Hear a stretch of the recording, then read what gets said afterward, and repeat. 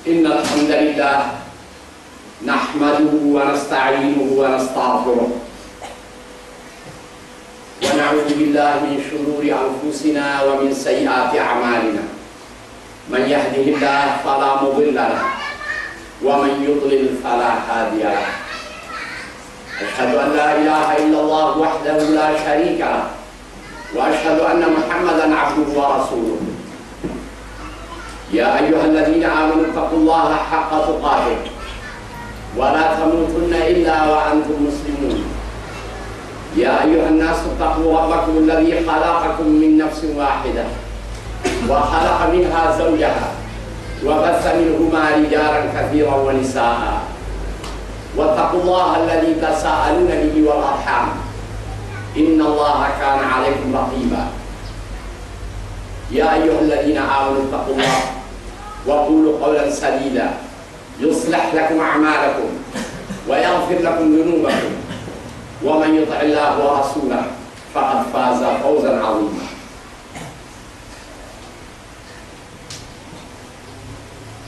Saudara-saudara jamaah muslimin peserta Jumat rahimakumullah,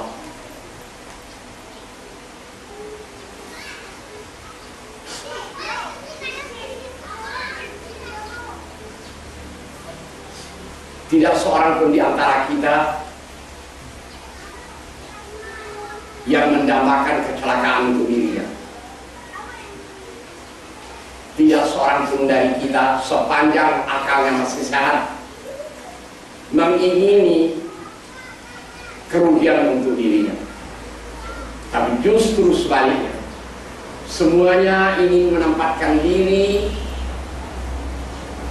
untuk dapat meraih sukses, untuk dapat meraih kebahagiaan abadi. Nah, oleh karena itu, marilah lewat mimbar Jumat ini sesuai dengan 3 ayat beruntun yang kita sampaikan pada awal khutbah tadi, semuanya menitik beratkan ketakwaan kepada Allah Subhanahu wa Ta'ala. Mari kita bertakwa untuk menempatkan diri kita sebagai seorang yang syakir, yang mensyukuri nama Allah, dan praktis orang yang mensyukuri nama Allah akan mengakhiri umurnya dalam husnul khatimah atau baik sudah khatimatus sa'adah, umur ditutup dengan kebahagiaan. Tidak sebaliknya, khatimatus syaqawah atau umur ditutup dengan kecelakaan. Sekali lagi, oleh karena itu mari kita bertakwa kepada Allah Subhanahu wa Ta'ala sebenar-benar takwa dalam masalah akidah, dan bertakwa suatu mana kita mampu dalam hal beramal ke dunia.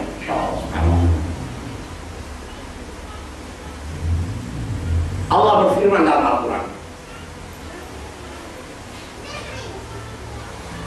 Inna khalaqnal insana min nutfatin amsyajin nabtalihi faja'alnahu sami'an basira.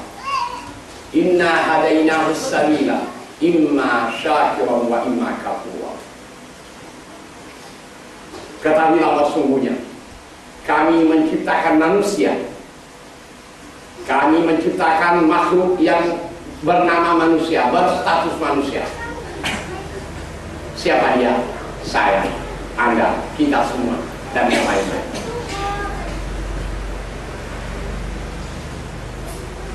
Semuanya diciptakan dari nutfah, dari sel sperma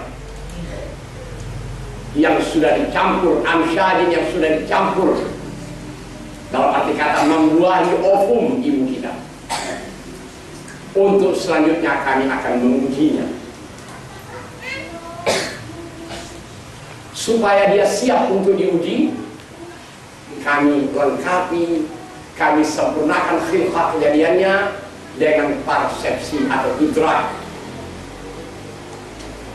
Kami jadikan dia mendengar, kami jadikan dia melihat, kami jadikan dia bisa berpikir, kami jadikan dia bisa berbuat, Kami jadikan dia bisa memilih dan memilah.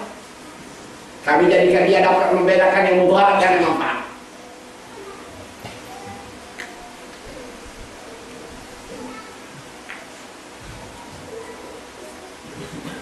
Kami arahkan dia.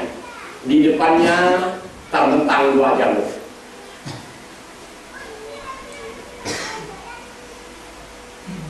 Apakah dia akan menempuh jalur kesyukuran atau dia akan menempuh jalur kekufuran? Tidak ada jalur yang ketiga.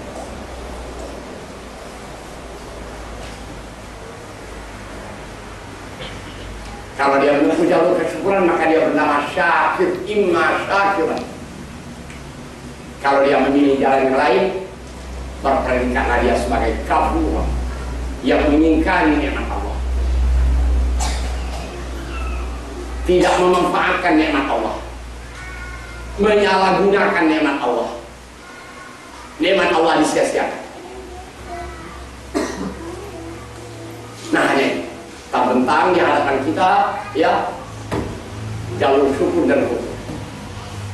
Kita telah dibekali dalam persepsi dan indra, bisa memilih dan memilah, bisa berpikir dan merenung, bisa membeda mudarat dan manfaat. Siap.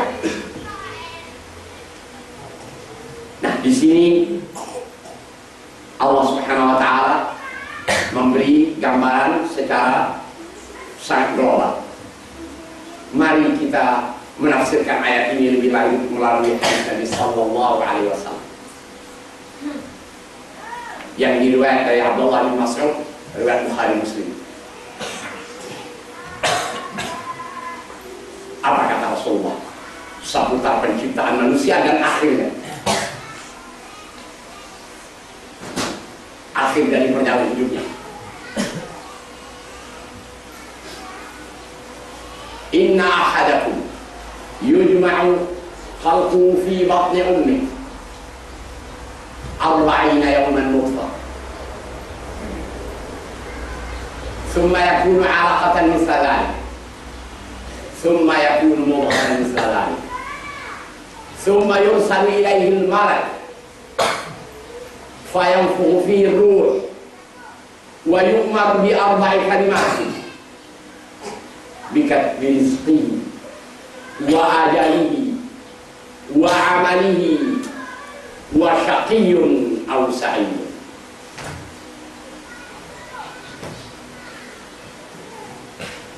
Fawalladhi la ilaha illa inna ahadakum la ya'malu bi'amali ahli al-jannah hatta la yakunu bainahu wa bainaha illa dhira' fayamalu bi'amali ahli an-nar fayadkhul. Wa inna ahadakum la ya'malu bi'amali ahli an-nar hatta la yakun bainahu wa bainaha illa dhira' fayamalu bi'amali ahli al-jannah fayadkhul. Apa kata Rasulullah SAW dalam sabdanya berkaitan dengan ayat yang mengawali kita tadi? Ketahuilah bahwa sungguhnya seorang kamu dikumpulkan kejadiannya. Begitu bahasa hadis. Kalau kita memakai bahasa ini, diproseskan kejadiannya dalam kandungan ibunya, mulai dari dia berstatus sebagai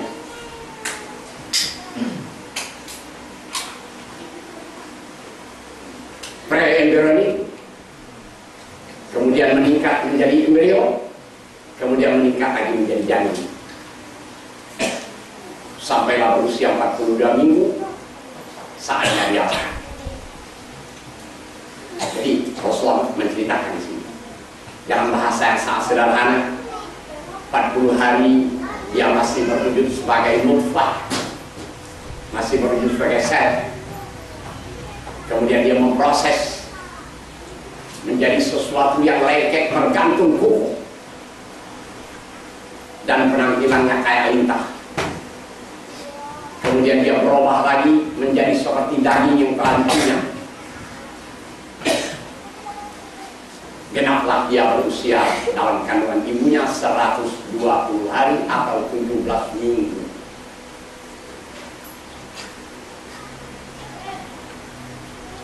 Kalau bahasa embriologi 17 minggu, bahasa agamanya 120 hari, 4 bulan.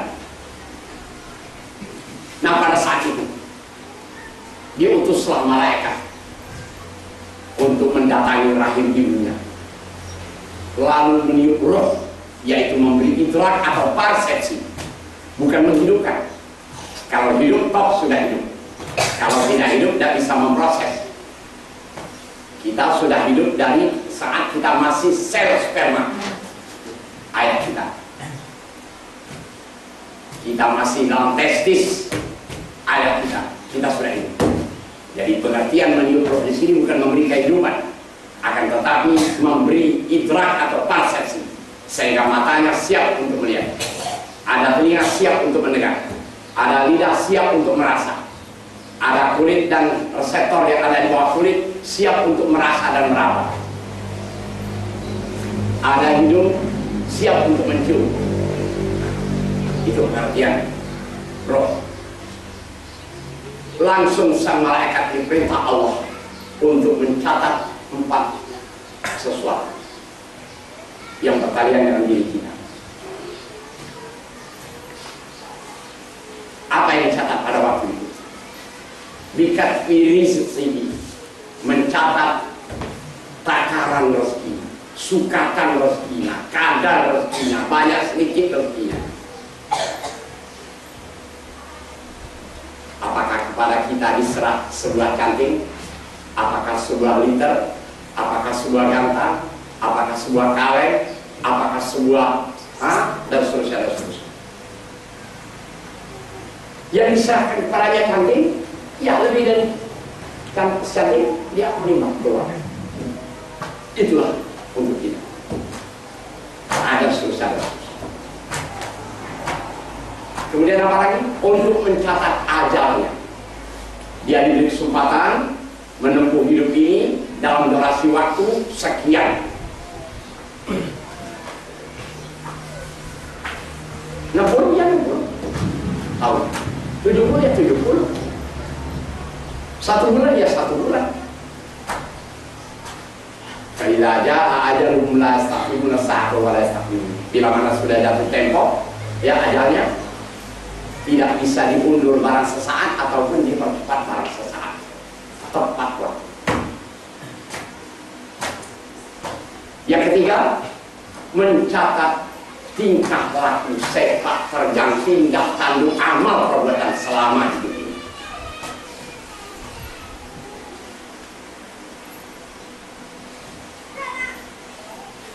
Kemudian yang keempat, untuk mencatat dia ini termasuk manusia yang syukur, yang menempuh jalur kesyukuran sehingga dia akan beroleh sa'adah, atau menyudahi, mengakhiri umurnya dalam keadaan husnul khatimah, baik kesudahan. Apakah orang ini akan menempuh jalur yang satu lagi, yaitu jalur kekufuran, sehingga berakhir bermuara jalur ini pada su'ul khatimah atau buruk kesudahan. Mari kita perhatikan dan kita jangan salah kaprah dalam memahami ini. Kita adalah Ahlussunnah wal Jamaah, bukan Qadariyah dan bukan Jabariyah. Aliran Qadariyah sembah tak lepas dari Allah SWT. Jabariyah dia serba terpaksa, segalanya ketentuan, sehingga tidak ada kesempatan untuk berbuat, untuk memilih dan memilah, untuk berikhtiar. Tapi Ahlussunnah Jamaah menempuh antara itu. Ada di antara para sahabat bertanya, ya, fafimal amal ya Rasulullah. Kalau begitu untuk apa lagi beramal ya Rasulullah? Kalau segalanya sudah ketentuan. Nah, ini sudah mendekati faham Jabariyah. Untuk menghapus, meluruskan pengertian ini, kepahaman ini, Rasulullah berkata, "I'malu fa kullun yassarun maqdara." Kewajiban Anda berbuat, berikhtiar, kerja keras, karena segala sesuatunya akan dipermudahkan lagi.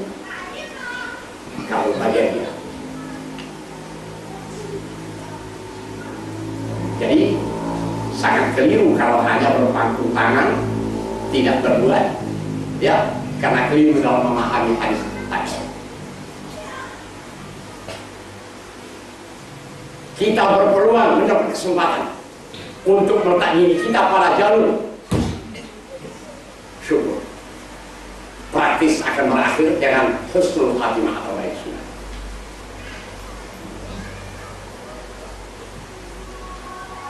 Ibarat kalau kita membawa seekor kerbau yang lapar untuk membelinya makan, menanam rumput. Di depan kita terbentang dua padang, yang satu rumputnya kurus kering, yang satu rumputnya subur.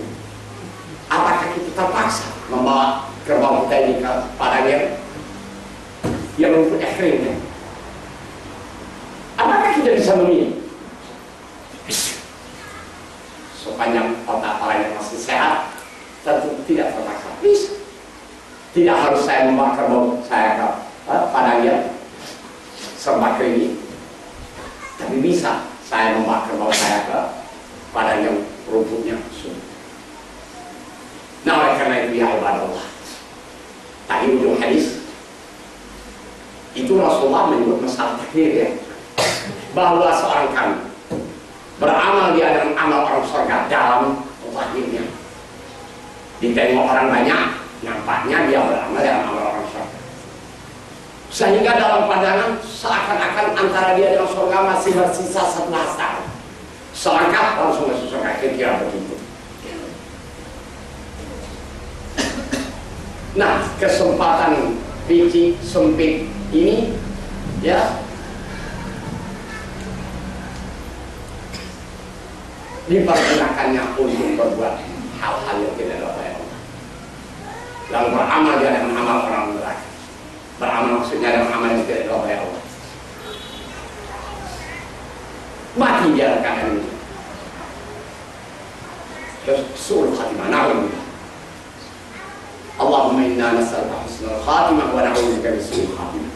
Ya Allah, kami mohon kepadamu baik kesudahan, kami berlindung kepadamu ya Allah. Jangan rahman rahim. Jangan sampai kami mengakhiri hidup kami dalam su'il khatimah atau buruk kesudahan. Soalnya lalu beramal dia dalam amal orang neraka, lalu saudara karena su'il khatimah. Pada detik-detik terakhir dari hayatnya dia melakukan hal yang tidak diridhoi Allah. Sebenarnya mau seorang kami nampak dia beramal dengan amal orang neraka, amal buruk,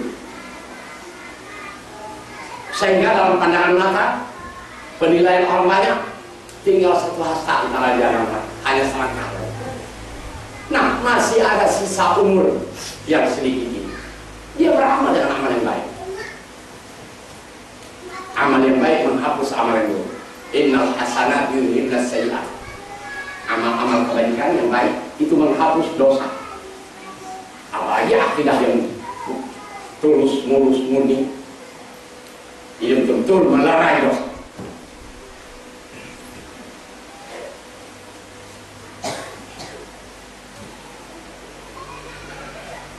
Pada sisa umur yang masih bersisa, dia langsung dia beramal dengan amal yang baik, yang diridhoi Allah. Mati dia dalam keadaan ini, dalam keadaan husnul khatimah, baik sudah. Saudara-saudara sekalian, tadi saya telah berbicara bahwa kita berpeluang, punya kesempatan untuk mengarahkan diri kita ini supaya mengakhiri umur pada husnul khatimah. Tadi sudah berkata, i'malu fa kullun yassar lima khuliqa. Tapi itu kan ketentuan takdir, betul. Takdir tidak selamanya mubram. Ada yang makhluk. Ketentuan Allah ada yang betul-betul mubram. Kita tidak tahu. Masalah ajal kita, rezeki kita, amal kita, ya, kemudian bagaimana kematian kita, belum tentu itu Allah Ta'ala catat dalam kategori Allah mubram. Yang jujurnya tidak dapat diraih, malangnya tidak dapat ditolak. Bisa marah. Urusan kita berbuat, hakikat Allah yang bukan di tangan Allah. Tapi tadi, ya, lampu dijawab dari Nabi tadi, i'malu fakullun yassarun lima khuliqa. Kamu berdua, Allah Ta'ala akan permudahkan bagi kamu kebaikan-kebaikan ini. Fa amma man a'ta wa taqa wa sadaqa bil husna fasanyassiruhu lil yusra. Nah, berarti kita punya semangat. Barang siapa memberi, berinfak, di samping dia bertakwa, dia membenarkan segala perbuatan-perbuatan baik ini, membenarkan adanya surga, ya, kami akan memudahkan jalannya ke arah itu. Tapi sebaliknya, wa amman bakhila wastaghna wa kadzdzaba bil husna fasanyassiruhu lil yusra. Barang siapa pelit, kikir, lokek, cerewet, kemudian dia merasa tidak ada ketergantungan dengan orang lain, dia tidak butuh orang lain, dia hanya menumpuk kekayaan itu dirinya, yang kekayaannya tidak pernah dapat dimanfaat orang lain, tidak sempat dinikmati orang lain, ini berarti dia telah, ya, mendustakan janji-janji Allah yang baik-baik. Nah, kami akan giring dia kepada kesulitan, kepada keburukan. Saudara-saudara mungkin ingin tahu apa-apa saja langkah-langkah yang harus kita ambil, ya, keputusan kita pakai akhir umurnya apa dalam husnul khatimah atau su'ul khatimah. Nah, sekali lagi, berdasar hadis Nabi, berdasar ayat Quran yang baru saja kita baca ini, terbuka peluang dan kesempatan bagi kita untuk berbuat. Bisa kita berbuat. Antara lain langkah-langkah yang harus kita ambil, kita jangan terlalu mencintai dunia. Dunia hanya sebagai sarana, sebagai jembatan menuju kebahagiaan akhirat. Manfaatkan Anda meraih sukses akhirat dengan dunia yang Allah Ta'ala berikan Anda. Jangan ini yang menjadi tujuan. Cirinya apa? Cirinya orang yang membenci dunia dan mencintai akhirat, bila mana kepadanya disodorkan dua pilihan dalam waktu yang sama, mau ini atau ini, dia jelas lebih memilih yang bersifat ukhrawi ketimbang yang sebelumnya. Ya. Kalau cinta dunia itu bagaimanapun tidak bisa menghindarnya dari hati manusia ini, ya. Tuhibunal mal hubban jamma, kamu itu sayang betul dengan harta kamu, sudah watak manusia. Ya, tapi ini jangan sampai mengorbankan hidup ukhrawi. Tapi jadikan harta benda ini, ya, sebagai alat, sebagai jembatan, ya.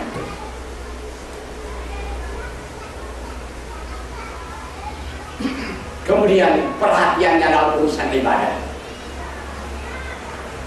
Ayo, serius. Bagaimana ya bersuci? Bagaimana berwudu?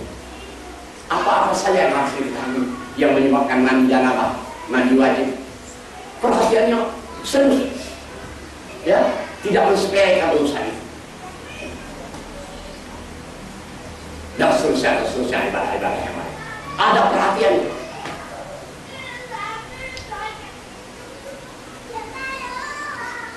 Ini kadang-kadang urusan ibadah, terumpat ketemu ya lah, tidak sudah, ya. Nah,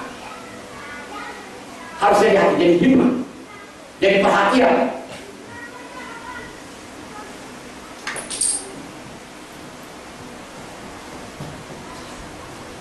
Kemudian tidak banyak ngomong dalam hal-hal yang tidak manfaat. Kalau dia ngomong, ada sasarannya, ya, bernas, berisi untuk kebaikan. Dan masalah banyak ngomong dalam hal kebaikan.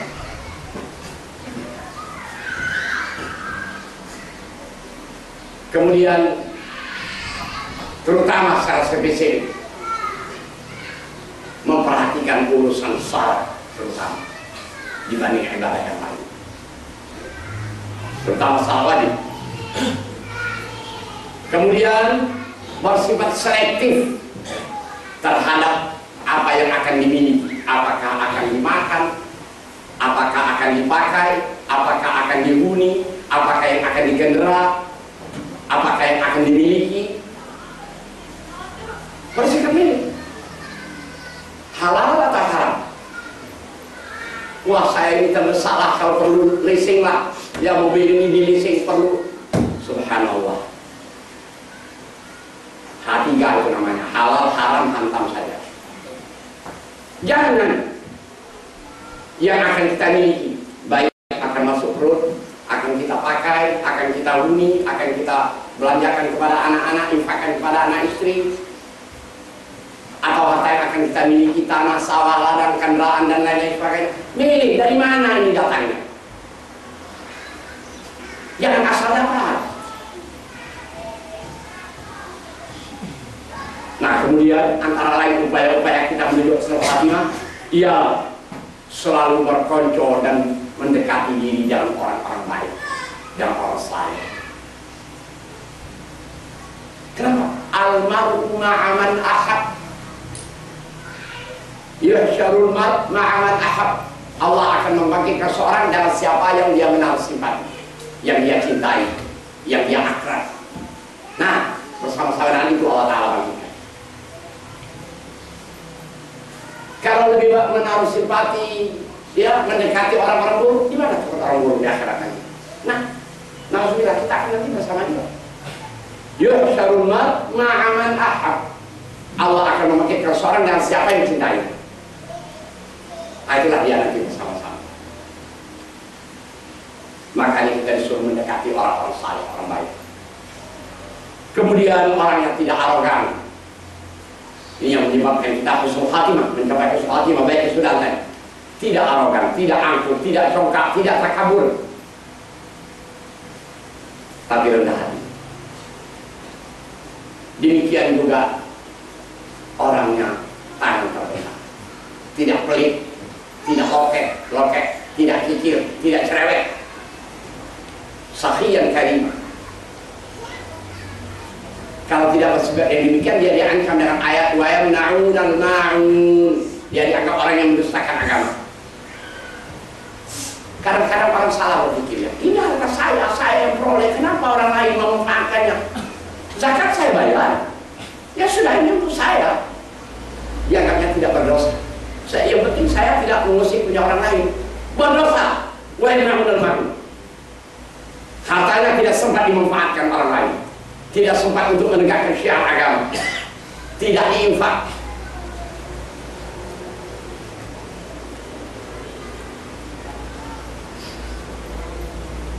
Kita ingat, wa fi amwalihim haqqun lis-sa'il wal mahrum. Pada harta rezeki Allah Ta'ala limpahkan kepada kita, ingat ada bagian orang lain di dalamnya, bukan 100% kita punya. Kemudian pengasih penyayang, hidupnya banyak bermanfaat kepada orang lain. Hidupnya kalau dia hilang, orang memang kehilangan, sebab dia sangat memberi manfaat kepada orang banyak, kepada masyarakat. Terakhir selalu ingat kematian. Nah, hal-hal yang tersebut ini adalah langkah-langkah antisipasi untuk kita menghindar su'ul khatimah atau buruk sudah. Mari kita amalkan. Allah akan menolong kita, mengarahkan kita menempuh jalur kesyukuran yang bermuara kepada husnul khatimah atau baik kesudahan. Nah, itu saja yang sudah kami sampaikan. Mudah-mudahan uraian ini memang rada-rada panjang, tapi mohon perhatian dan mudah-mudahan bermanfaat bagi kita semua. Wallahu subhanahu wa ta'ala hadani wa hadakumullah wa qurratullahi hamma nafirur rahim.